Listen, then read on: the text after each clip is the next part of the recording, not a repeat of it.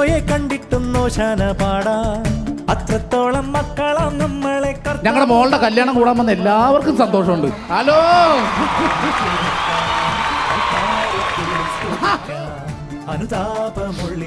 ചേട്ടാ, ഇന്ന് നമ്മുടെ മോളുടെ കല്യാണമായിട്ട് നിങ്ങൾ കൈ മുത്തിക്കൊണ്ട് നിൽക്കണം. നിങ്ങൾ അച്ചപ്പട്ടത്തിന് പോവേ. ഇടി ഉച്ചക്ക് വെട്ടിക്കാൻ പറ്റുന്ന ബിരിയാണി ചമ്പ ഏതോ ഒരുത്തിന് ഇതിൽ പൊട്ടിച്ച് കൈട്ട് വരുന്നുണ്ട്.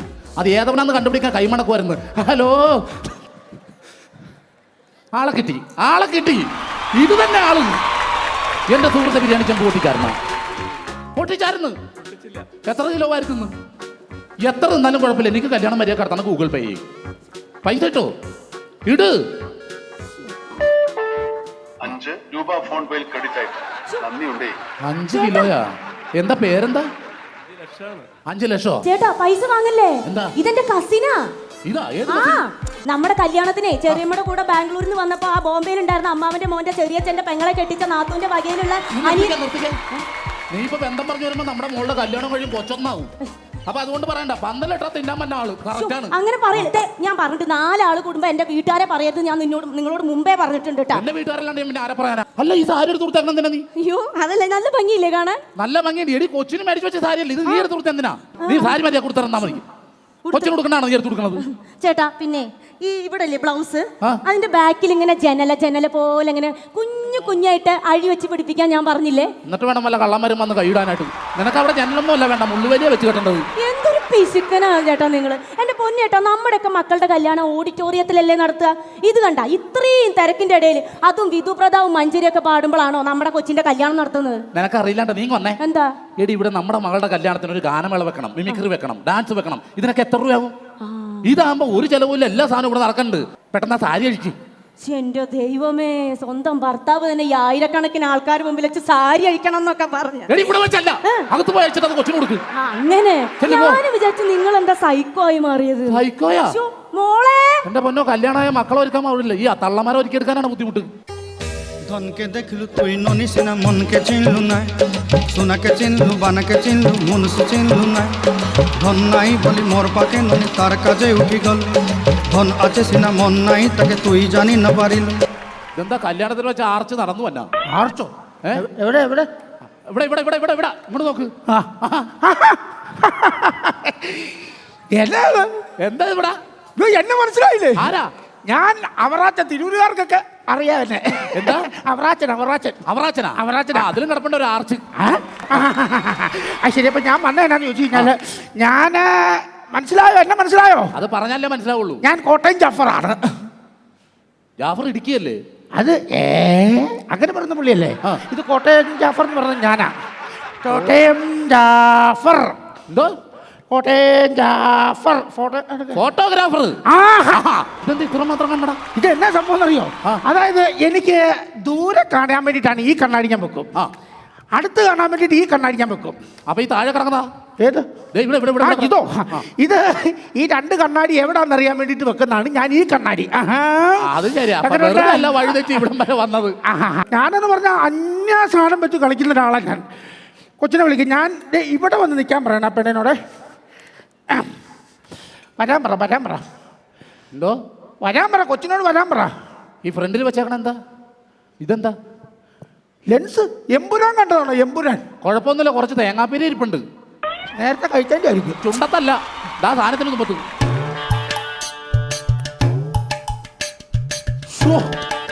ഒരു പണി കിട്ടിയല്ലോ. ലെൻസ് എടുക്കാൻ മറന്നെന്നാ തോന്നുന്നു. ലെൻസ് പെണ്ണുമ്പിള്ള അതിനകത്ത് പുട്ടുണ്ടാക്കാം, പുട്ടുകൂറ്റി എടുത്തോണ്ടാ ഞാൻ പറഞ്ഞ. എന്തോ പുട്ടുണ്ടാക്കാൻ കൊടുത്തു. ഇത് പൊളിഞ്ഞു പോകട്ടാ. താനിത് ഫോട്ടോ എടുക്കൽ നടക്കുവാ? അല്ല, ഒരു കാര്യം പെണ്ണുമ്പിള്ള വിളിച്ചോ, ഞാൻ ബാക്കിയുള്ള കാര്യങ്ങൾ ഞങ്ങൾ സെറ്റ് ചെയ്തോ.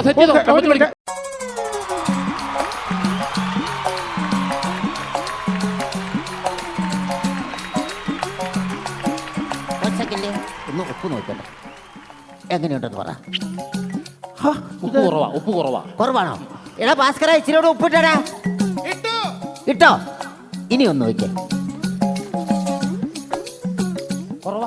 കുറവാണോ? എടാ ഒരു പൊടിക്കൂടെ ഉപ്പിടാ. ഇനി ഒന്ന് നോക്കേ. ഉപ്പ് കുറവാണെന്നേ. ഇളക്കുന്നുണ്ടാവൂല. അതാ എടാ ഉപ്പിട്ടിട്ട് ഒന്ന് ഇളക്കണ. ഇളക്കിയോ? ഇനി നോക്കിയപ്പോ കറക്റ്റ് ആയിരിക്കും. ഉപ്പില്ല. ഉപ്പില്ലേ? ഇത്ര ഉപ്പിട്ടിട്ട് ഉപ്പില്ലേ?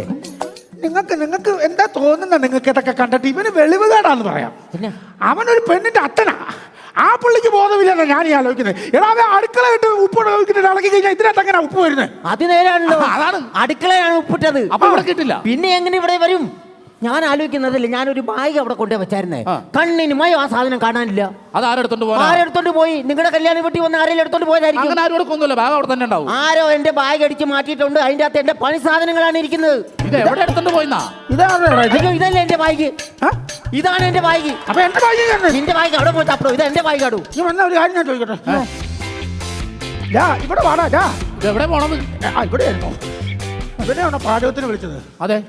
എന്റെ ദൈവമേ, ഇവൻ ലോക തോൽവി എന്ന് പറഞ്ഞാൽ കൊച്ചാൻ ഞാൻ പറഞ്ഞുതരാം. ഇവൻ വെറും നാറി. അവനെ പാചകത്തിന് വിളിക്കരുത്. ആ പാചകത്തിന് വന്ന നാറിയാടായി നാറി ഞാൻ. ഫോട്ടോഗ്രാഫറിന് ഇവനെയാണ് വിളിച്ചിരിക്കുന്നത്. കല്യാണം കുളവാക്കി നശിപ്പിച്ച് നാറാണക്കല്ലിട്ടെ ഇവിടുന്ന് ഇവൻ എന്നാ ചെയ്തെന്നോ? കഴിഞ്ഞ ഒരു കല്യാണത്തിന് ഇവൻ ഫോട്ടോയും വീഡിയോ എടുക്കാൻ വന്നു. അവിടെ ഫസ്റ്റ് മന്തി തന്നെ ഇവൻ കയറി ഇരിക്കുകയും ചെയ്തു. എന്നിട്ട് അവർ 8 കൂട്ടം കറികൾ അങ്ങോട്ട് വിളമ്പി. അതിന്റെ ഇലയുടെ തുമ്പത്ത് ഏതോ ഒരു പ്രാവ് വന്ന് അപ്പിട്ടേച്ചും പോയി. ഇവൻ ആ കറികളൊന്നും കൂട്ടാതെ അപ്പി വാരി തിന്നേച്ചും എനിക്ക് ഈ കറി ഇനിയും വേണമെന്നും പറഞ്ഞ് പ്രശ്നം ഉണ്ടാക്കിയതല്ലേടാ നീ. എന്നിട്ട് അവിടെ കിടന്ന് ബഹളം ഉണ്ടാക്കി ചെറുക്കന്റെ വഴിക്ക് പെണ്ണിന്റെ വഴിക്ക് എല്ലാം കഴിഞ്ഞ് 3 ദിവസം കഴിഞ്ഞ് ഓഡിറ്റോറിയം വിട്ട് ഇവൻ വീട്ടിൽ പോയി.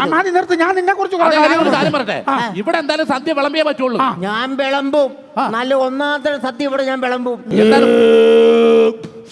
നല്ല വിശപ്പുണ്ട്. ഞാനൊരു കാര്യം, ഞാൻ കക്കൂസി പോയി വെള്ളം തിന്നേച്ചും വരാവേ. അപ്പൊ പിന്നെ ഞാൻ ഇവിടെ ഉണ്ടാക്കി വെച്ചിരിക്കുന്ന ആരും ഞാൻ എന്നാ വൃത്തികളാണോ ഈ പറയുന്നത്? പിന്നെ എന്നാ പറഞ്ഞു? ഇയാൾ കക്കൂസി പോയി തിന്നു പറഞ്ഞില്ലേ? എന്റെ ദൈവമേ, ഞാൻ അങ്ങനല്ല പറഞ്ഞത്. പിന്നെ ഞാൻ ബാത്റൂമിൽ പോയി ഒന്ന് ഫ്രഷ് ആയിട്ട് വന്നിട്ട് ഒന്ന് കഴിക്കാമല്ലോ എന്നാ ഞാൻ ഉദ്ദേശിച്ചത്. ഓ, വയറൊന്ന് ഫ്രീ ആക്കി ഒരു സ്പേസ് കൊടുത്തിട്ട് തിന്നാവല്ലോ എന്നാണ് താൻ പറഞ്ഞത്.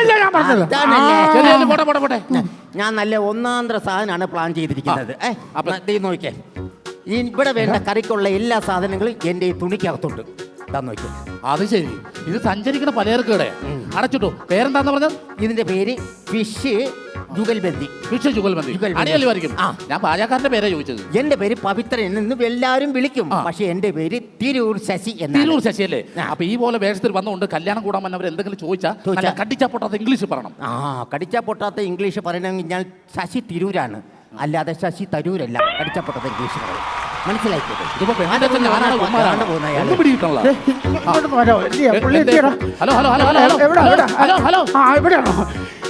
കൂടെ കിട്ടാൻ വല്ല മാർഗമുണ്ടോ? എന്തിനാണ്? ഈ മറ്റേ ഡ്രില്ലിംഗ് മെഷീൻ കിട്ടാൻ വല്ല മാർഗമുണ്ടോ? എന്ത് കാര്യത്തിനാണ്?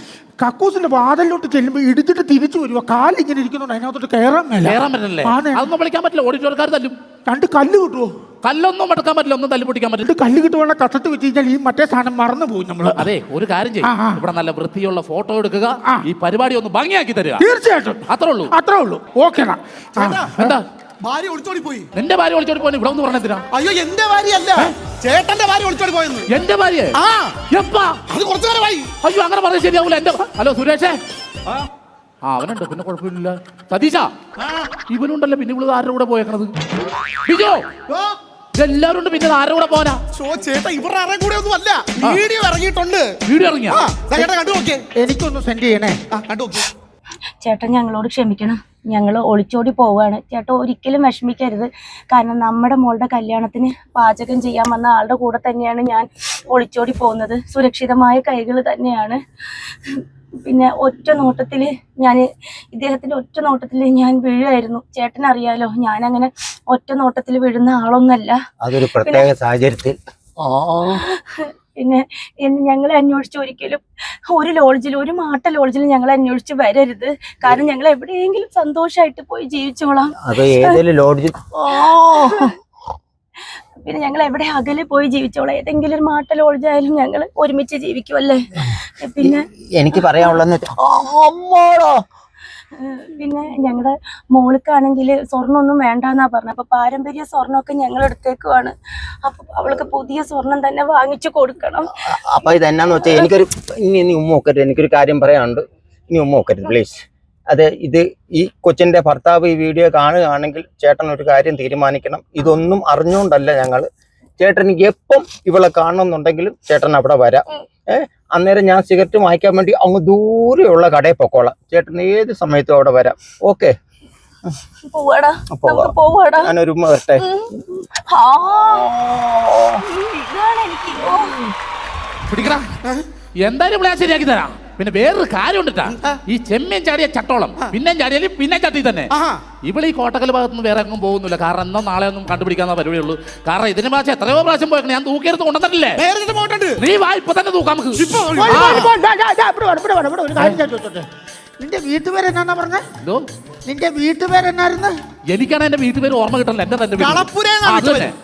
അത് മാറ്റിയിട്ട് കമ്പപ്പരേതാക്കുന്നതായിരിക്കും ഒന്നുകൂടെ നല്ലത് അല്ല പിന്നെ അല്ല അത് നല്ലൊരു ഓർമ്മയാണ് എന്തായാലും അതിനൊരു തീരുമാനം ഉണ്ടാക്കിയിട്ട് വരാം